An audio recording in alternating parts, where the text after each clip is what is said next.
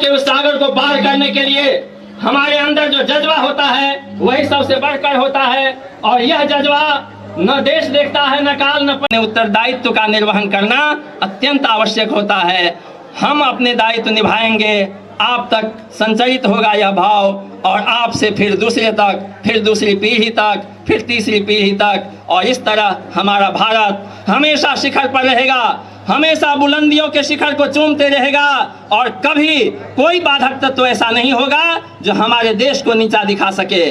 आप इतिहास को देखिए, आपके पाठ्यक्रम में रहता है, यहाँ बहुत विस्तार में जाने का अवसर नहीं है, लेकिन इतना तो सभी जानते हैं कि यह जो सुअवसर हमें प्राप्त हुआ है यह फूलों की सेज पर सो करके नहीं प्राप्त हुआ है। हमारे देशभक्तों के हृदय में जो ज्वाला लहराती थी उसमें सबसे पहले उन्होंने किसे भस्म किया?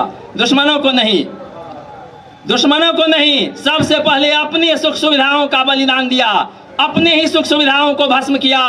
तभी उनमें वह जज्बा आ पाया जिससे वे दुश्मन से लोहा ले सकते थे।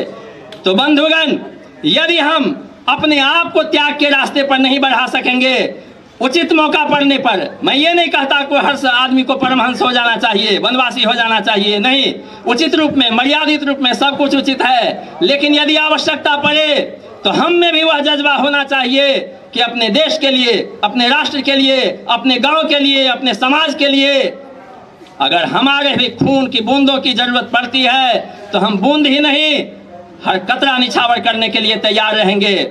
और यदि हमारे अंदर यह जज्बा रहा तो यकीन मानिए कोई बाधा हमें झुका नहीं सकती। बंधुगण,